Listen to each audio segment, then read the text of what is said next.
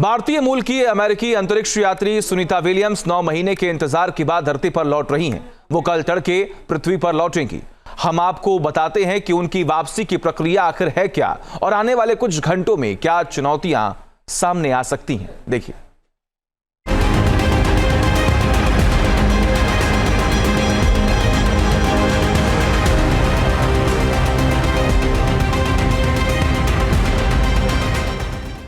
5 जून 2024 यही वो तारीख है जब भारतीय मूल के अंतरिक्ष यात्री Sunita Williams international space station के लिए रवाना हुई थी। तब किसी ने सोचा नहीं था कि 8 दिनों का सफर इतना लंबा हो जाएगा। सुनीता विलियम्स 9 महीने तक अंतरिक्ष में फंसी रहेंगी। पिछले 9 महीने से हर दिन सुनीता विलियम्स और उनके साथियों के लिए किसी इम्तिहान की तरह था। वो कब लौटेंगी, कैसे लौटेंगी, लेकिन इन तमाम सवालों के चक्रव्यूह को पार कर सुनीता विलियम्स धरती पर लौट रही हैं। Sunita Williams space craft dragon से वापस लौट रही हैं, जो बुधवार तड़के 3:27 पर फ्लोरिडा के समंदर में लैंड करने वाला है। एक अलग सृष्टि में एक अलग दृष्टि से अंतरिक्ष में 9 महीने बिताने के बाद भारत की बेटी पृथ्वी लोक में वापस आने वाली है। सुनीता ने अंतरिक्ष में विजय की गाथा लिख दी और अब वो घड़ी आने वाली है जब वो इंटरनेशनल स्पेस स्टेशन को बाय बाय कहकर धरती पर लौट रही हैं।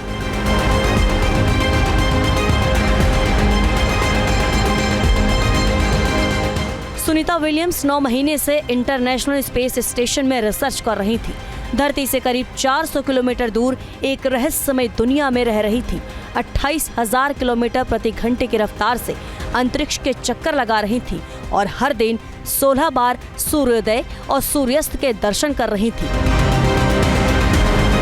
लेकिन अब सुनीता घर वापसी कर रही हैं। सुनीता विलियम्स और उनके 3 साथी अंतरिक्ष यात्री बुच विल्मोर, निक हैग और अलेक्जेंडर गुर्बनोव स्पेसएक्स के विशेष स्पेसक्राफ्ट ड्रैगन में धरती पर वापस लौटेंगे। आगे बढ़ने से पहले हम आपको स्पेसक्राफ्ट ड्रैगन के बारे में थोड़ी जानकारी देते चलें। ये इंसानों या फिर कार्गो को अंतरिक्ष में ले जाने वाला पहला निजी स्पेसक्राफ्ट था। यह अंतरिक्ष जाने और वहां से लौटने के लिए तमाम जरूरी तकनीक से लैस है और इसे दोबारा भी इस्तेमाल किया जा सकता है। इसी स्पेसक्राफ्ट पर सुनीता विलियम्स को धरती पर सुरक्षित वापस लाने का दारोमदार है। नासा और एलन मस्क की कंपनी स्पेसएक्स ने जॉइंट मिशन लॉन्च किया है। नासा और स्पेसएक्स के क्रू 10 मिशन के तहत 4 अंतरिक्ष यात्रियों को ड्रैगन अंतरिक्षयान के जरिए ISS भेजा गया है, जो वहां पहले से मौजूद सुनीता और उनके साथियों की जगह लेंगे। सुनीता को वापस धरती पर लाने वाले स्पेसक्राफ्ट ड्रैगन के मिशन का पहला अहम पड़ाव था हैच क्लोज। हैच क्लोज का अर्थ है यान का ढक्कन बंद करना। भारतीय समय अनुसार मंगलवार सुबह करीब 8:15 पर हैच क्लोज की प्रक्रिया पूरी हुई। इसके बाद सुबह करीब 10:35 पर स्पेसक्राफ्ट ड्रैगन ने अनडॉक किया। अनडॉकिंग का मतलब है पहले से जुड़े हुए 2 अंतरिक्ष संरचनाओं का एक दूसरे से अलग होना।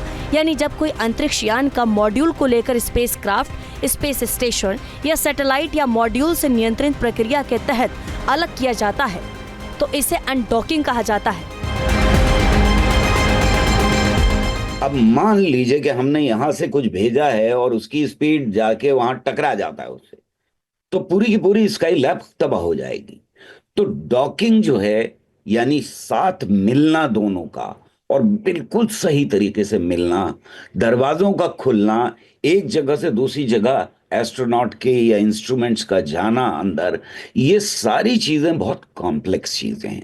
अब अनडॉकिंग क्या है, जिसको हम अलग होना कहते हैं दोनों का। तो अलग होने में भी जरा सी लीक बर्दाश्त नहीं की जा सकती, क्योंकि बाहर तो पूरी तरह से खला है, वैक्यूम है। तो जो कुछ अनडॉकिंग है वो उतनी ही ज्यादा कॉम्प्लेक्स है जितनी डॉकिंग कॉम्प्लेक्स है। यानी मिलना जितना दोनों का कॉम्प्लेक्स है, मुश्किल है, उतना ही अलग होना मुश्किल है। ये उसी वक्त की तस्वीरें हैं जब सुनीता का space craft international space station से अलग हो रहा था। देखिए किस तरह अंतरिक्षयान ड्रैगन अंतरिक्ष से धरती की यात्रा पर रवाना हो रहा है। भारत की बेटी सुनीता विलियम्स इसी के जरिए धरती पर वापस आ रही है। रवाना होने से पहले सुनीता विलियम्स और उनकी टीम ने इंटरनेशनल स्पेस स्टेशन में पहुंचने वाले 4 नए अंतरिक्ष यात्रियों को हैंडओवर दिया। इनके नाम हैं एनी सी मैकलेन और निकोल एयर्स। ये दोनों अमेरिकी नागरिक हैं। इनके साथ जापान के ओनिशी ताकुआ और रूस के किरियल पेस्कोव भी शामिल हैं। इस नई टीम से सुनीता और उनके साथियों को आईएसएस से रिलीव किया। इसके तहत सुनीता विलियम्स, विल्मोर और उनके साथी नए अंतरिक्ष यात्रियों को आईएसएस में चल रहे मिशन की तमाम अपडेट दिया और वहां की ताजा तरीन चुनौतियों के बारे में भी बताया। सुनीता विलियम्स पिछले कई महीनों से अंतरिक्ष में फंसी हुई थी। वो नई टीम को बता सकती हैं कि किस तरह के हालात क्यों बने और उन्होंने इसका सामना कैसे किया। हैंडओवर की प्रक्रिया पूरी करने में करीब 48 घंटे लगे। इसके बाद अंतरिक्ष यात्रियों की वापसी का अभियान औपचारिक रूप से शुरू हुआ। सुनीता विलियम्स की प्रक्रिया में मौसम और वातावरण की अहम भूमिका होगी, खास तौर पर जब स्पेस क्राफ्ट के धरती के वायुमंडल में वापस पहुंचने के समय मौसम के फैक्टर को ध्यान में रखा जाता है। इसलिए नासा और स्पेसएक्स के वैज्ञानिक लगातार इस पर नजर बनाए हुए हैं और इसी के हिसाब से रणनीति तय की जा रही है। अब जो रास्ता है आगे का, उसमें 2 चीजें बहुत अहम होने जा रही हैं। एक, जब हम अपने वायुमंडल में दाखिल होंगे और टेम्परेचर्स बढ़ना शुरू होंगे, क्योंकि बहुत स्पीड के ऊपर जो रेजिस्टेंस हवा का होता है उससे रगड़ खाने की वजह से बाहर की सरफेस बहुत ज्यादा टेम्परेचर उसका बढ़ता चला जाता है जब तक जमीन पे ना आ जाए। वो एक प्रोसेस जो है वो बहुत इंपॉर्टेंट प्रोसेस होने जा रहा है। भारतीय समय अनुसार 18 और 19 मार्च की दरमियानी रात 2:15 पर सुनीता विलियम्स को वापस लाने वाले स्पेस क्राफ्ट ड्रैगन के डी ऑर्बिट बर्न का समय निर्धारित है। अब इस साइंटिफिक टर्म का मतलब आसान शब्दों में समझ लीजिए। स्पेस साइंस में डी ऑर्बिट बर्न का अर्थ है अंतरिक्षयान के इंजन का प्रज्वलन। इसकी वजह से इंजन का वेग कम हो जाता है और ऊंचाई भी घट जाती है और इसके बाद ये वापस पृथ्वी के वायुमंडल में प्रवेश कर जाता है। इसकी मदद से वैज्ञानिक कंट्रोल तरीके से स्पेस क्राफ्ट की लैंडिंग या स्पेस डाउन करवाते हैं। इन तमाम प्रक्रियाओं को पूरा करने के बाद आखिरकार वो घड़ी आएगी जिसकी प्रतीक्षा की जा रही है। बुधवार तड़के 3:27 पर स्पेस क्राफ्ट ड्रैगन अमेरिका के फ्लोरिडा में स्प्लैश डाउन करेगा। स्प्लैश डाउन का मतलब है इसे पानी में उतारा जाएगा और इस तरह सुनीता विलियम्स और उनके साथियों की घर वापसी हो जाएगी। धरती पर पहुंचने के बाद भी सुनीता की घर वापसी की प्रक्रिया पूरी नहीं होगी। धरती पर वापस आने पर सुनीता समेत 4 अंतरिक्ष यात्रियों को स्वास्थ्य संबंधी कई तरह की चुनौतियों का सामना करना पड़ सकता है, क्योंकि अंतरिक्ष और पृथ्वी का वातावरण बिल्कुल अलग है। पृथ्वी के गुरुत्वाकर्षण में इतने लंबे समय बाद लौटने पर इन्हें ग्रेविटी सिकनेस हो सकती है, इसलिए इनके शारीरिक और मानसिक स्वास्थ्य का विशेष ध्यान रखा जाएगा। Team news nation.